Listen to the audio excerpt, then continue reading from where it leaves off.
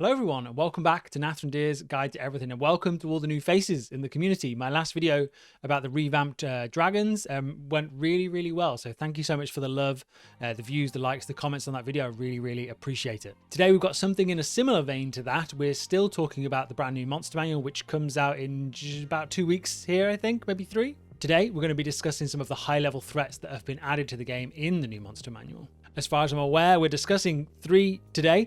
These aren't the only ones, though. You can expect many more in the main book itself. They just haven't revealed them yet. Obviously, they've got to keep something secret, right? So, first up, we have the Blob of Annihilation, the titanic force of entropy. I hope you like that dramatic reading there. Makes it sound much better, right? This is a gargantuan creature with a technically unlimited size. Something I learned recently is that gargantuan is a minimum for a creature size. Actually, gargantuan creatures can be anything, which kind of makes sense. The Blob of Annihilation can get so big it can grow to a mountain size or a planetary size. Very much like, what was that creature in Doctor Strange? Is it like Dormammu or something? The World Eater? I have no idea. Something along those lines. I'll pop something in. Anyway, they've released some of the mechanics of what this thing can do. It has a restraining glob feature. It's a ranged attack with a range of, get this, 600 feet.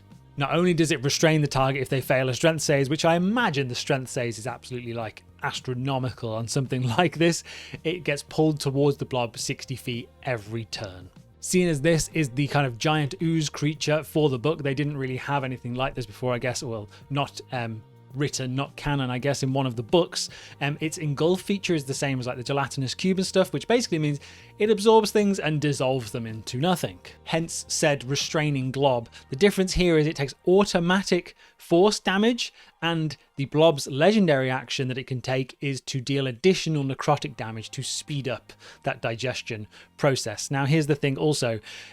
Even if you die and think, oh, maybe I can somehow enter the Blob of Annihilation and exit and rescue my friend's corpse. No, you can't do that because you're completely dissolved if reduced to 0 HP and shunted out somewhere in the astral sea, as in your ashes are, just immediately. So best of luck with that. Unfortunately, Cleric's Revivify is going to be useless here. I guess by the time you're facing a Blob of Annihilation, you've probably got something a bit more powerful than Revivify, but we'll see. I'm pretty sure with most resurrection spells there has to be something left, the person that you're trying to revive.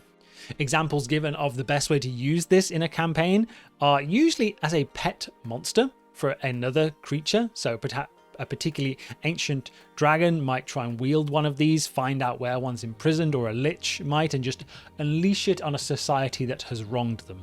Another way would just be to use it as an entire campaign hook, as just like a natural disaster. This unstoppable, mindless cataclysm that threatens an entire civilization, planet, like solar system, I guess you might say too, galaxy even.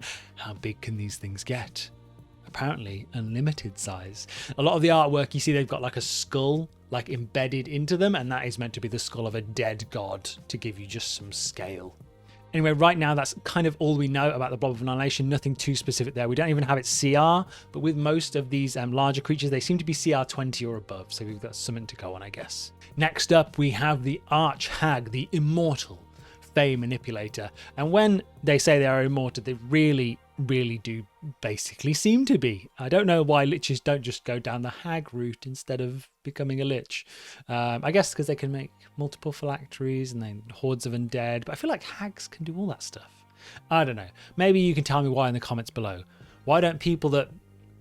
In fact, were hags people? I don't know this. There's a gap in my D&D knowledge there. People become liches, but do people become hags, or are hags hags? I don't know. Someone enlighten me. Anyway, back on track. The Arch-Hag is a CR 21 Immortal Fey Manipulator. As I said, it has a plus 16 to initiative. So all of these legendary mythical type creatures, we saw an example of these kind of creatures, I think, in the Mythic Odysseys of Theros book, where they had a bunch of the god statistics in there, as well as these kind of otherworldly creatures like the like a Hydra in that world and a Kraken from Greek mythology, which it is based on. They had crazy high CRs, so similar kind of vibe here. So maybe you could pull some stuff from there. They had this like mythic mode where even if you kill them, reduce them to 0 HP, they basically revive, get all their hit points back, and have new abilities. That's how crazy they're meant to be. So maybe you could intertwine that with some of these creatures too. Quite frankly, you're going to struggle to kill the hag anyway. So let me go through it. Likely will act first due to its plus 16 initiative, and it will use Crackling Wave or just high level spells immediately. The notes say that they actually don't like fighting, and usually they'll just use their minions. Bear in mind that an Arch-Hag also will have a coven, so they could have any number of other powerful hags as a part of that, which, I mean, a hag has taken the life of one of my party members in the past with a cheeky disintegrate spell. It's now renowned, and Finger of Death too, a renowned spell coming from such a creature, 7th level spell. I believe it's 7th level anyway. Correct me if I'm wrong again. But first of all, these creatures are really tough to nail down as well. They can cast Dimension Door at will, including as a legendary action, and bear in mind with Dimension Door, you'd actually need to be able to see where you're going. So they could just have somewhere in mind nearby, a secret room that nobody knows about, somewhere in their lair, teleport there when they feel threatened, and that's it. In between turns. Then it will take you so long to fight them, they've probably got a swath of potions to down and give themselves invulnerability and haste and God knows what else. Additionally, even if you do manage to get them to 0 hit points, they are only killable within 30 feet of their unique anathema. Anathema? I don't know how to say it. I don't know which is correct. Maybe it's a British American thing. Anyway, an anathema is meant to represent an object of their weakness. Now, this can literally be anything. It can be like the bones of one of their loved ones. It could be a book they used to read as a child if they used to be a human. It can literally be anything. But basically, if they're not killed in this particular important item's presence, it's kind of Lich Phylactery-like or Horcrux Voldemort-like. They're not killed. They immediately give a curse to everybody that's around them with their Spiteful Escape feature. They are teleported to a demi-plane with 1 HP, and like I said, it curses everyone around them, and while affected by the Spiteful Escape feature, a creature has disadvantage on ability checks and saving throws, and a hag knows its exact location anywhere in the multiverse.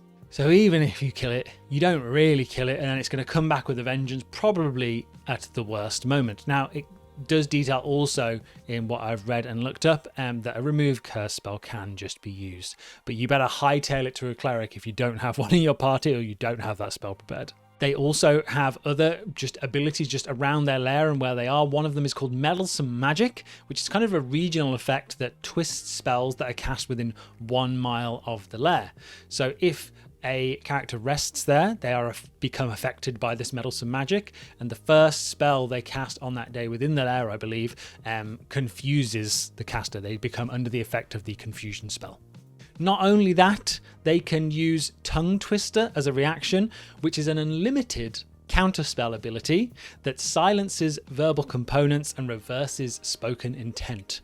So not only does it mean that spellcasters can no longer cast verbal spells, I believe, until the end of their next turn. So super powerful, just shuts a sorcerer down immediately if they haven't prepared subtle spell, for example. And it also reverses spoken intent. So this is more of a roleplay thing, where if the sorcerer wanted to reveal that it felt like it had been cursed and couldn't say what it wanted to, it wouldn't be able to. For example, it would go, Melinda has cursed me and I can't cast spells. Instead, it would come out, attack her, she's weak. We've got this easily. That kind of thing. So good fun for roleplay, though you'd really have to embed that in your players that they need to not metagame that particular ability. Not only that, any creature affected by a curse can be afflicted with the Witch Strike feature, which is just damage. They just automatically deal lightning damage to any creature cursed within 60 feet of them as a bonus action, but even still, pretty strong. It's kind of like Witch Bolt, but up-powered hugely. As mentioned kind of at the start of this as well, an Arch-Hag's actually going into battle would probably be a last resort, and they're almost impossible to kill anyway, it seems like, but they would have a network of spies, pawns, and definitely could serve as kind of the BBEG of a campaign, or maybe could be a friend, a very dangerous but maybe valuable friend, source of information perhaps, source of magic items, potions, information, yeah, who knows. So yeah, they are schemers and master manipulators, so players, be very careful if you come across an Arch-Hag. Finally, we have a bit more of a whimsical one, which actually I really, really like. They are the Animal Lords, primal champions of nature. Now, it's funny, in the campaign I'm running at the moment, my deities in the world are also animal spirits. They don't play a huge role in the campaign because the only cleric in the party doesn't actually worship any of them. But nevertheless, I thought this was quite weird. It's kind of come in line with what I had in mind. It's weird. I actually got the idea from, I can't remember which Power Rangers film it is. The Power Rangers film with Ivan Ooze, basically, where the Power Rangers become ninjas and they get the Animal Zords. That was my inspiration. So maybe they had the same thing. Anyway, these are CR20 creatures, and there is one for basically every animal that exists in the world. They are these plus 19 to initiative, so extremely fast. 60 foot of movement. They can move across land, air, and in the water completely at will, it seems like, with that movement. They have true sight and a passive perception of 28. So statistics wise, these things are absolutely cracked. You probably don't just want to fight one or even definitely not two of these at the same time, for sure. Yes, CR20, formidable foe. And like I said, the artwork, the only artwork we've seen is of like a wolf or a dog type animal lord and a cat, it looks like. So there does seem to be an animal lord for every animal. So think about like the armadillo animal lord or the lemur animal lord. Who knows what that could look like? Could be fun for your campaigns. Could be a bit of levity too. They are, from what I can tell, depicted as like fae-like creatures. So there seems to be kind of three categories of animal lords. We have foragers, hunters, and sages. So foragers are the resilient, hard to defeat. They regenerate HP when they're attacking creatures. So I guess a little bit of lifesteal type thing. In addition to that, these creatures, the foragers, are usually very charming, and that allows them to incapacitate enemies without actually having to fight them. We have the hunters, which are what it sounds like. These are vicious and relentless animal lords that gain advantage on their attacks and use their presence to impose the frightened conditions on creatures. So they have a frightening presence. I imagine this would be the more aggressive things, bears, wolves, etc. The sage type, finally, are wise and elusive creatures. These animal lords use magic to bewilder and destroy their foes while staying safely out of reach, keeping them like untouchable. Now here's a question that I just thought of. What kind of animal lord would a sloth animal lord be? I don't know where it would fit. Wouldn't it be funny if it was like the hunter one? Just unsettling presence with its stare or something. Could be fun. I'll have to consider these things. There's a campaign hook for you. You're welcome. Legendary actions that they have. They can move at their full speed, which is 60 feet through any environment, as we've already discussed, and use their rend attack, which is obviously replacing, as it was with the Ancient Gold Dragon stat block, it's replacing the bite, claw, tail. You don't need those anymore. It's just one thing, rend. So they're highly mobile generally and lethal in combat if you happen to get into combat with one of these creatures. It's described that animal lords generally aren't interested in mortal affairs, so I guess you'd have to come up with a good way on how to actually encounter them. Obviously, something in the Feywild is probably a good shout, and I believe there's a plane called the Beastlands, which is where they're from mainly. They are divine creatures, so it's worth mentioning they don't just look like a cat. They're a little bit more than that. They have a celestial typing to them. So some suggestions of how to come across a creature like this would be, firstly, a celestial warlock might have an animal lord as a patron. It's a really good idea for anything, I guess, a more bestial form generally, or maybe a human trying to spread the good word of the sloth animal lord. I have to come up with a name for them, I think.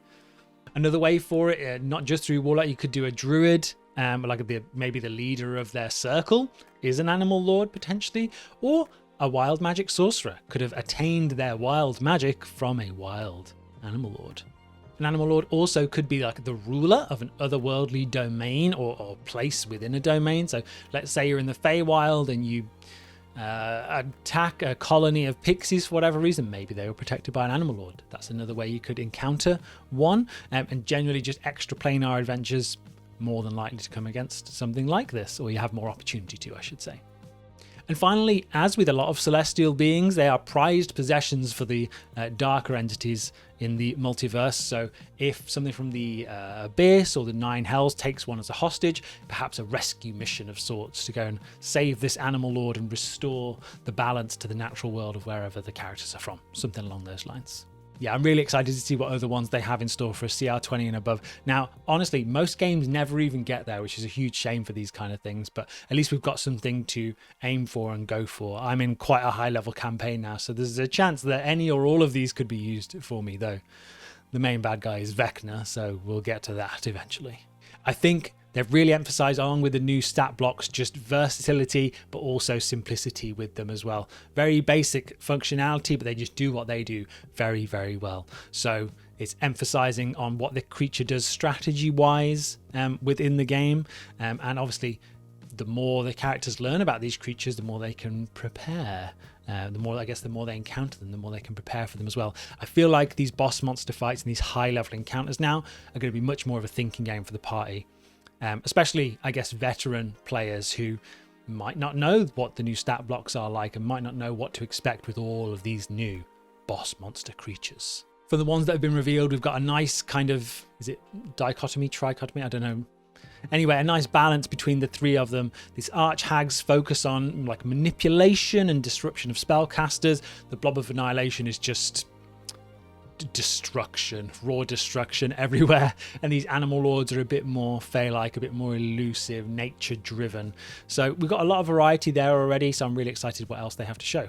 I don't know about you, but I'm really looking forward to running some of these monsters in my own games. Let me know which one you're most excited for down below. Let me know if you've got an idea for the sloth animal lord. I'll be open to ideas for that one, but for now, it's been lovely chatting once again.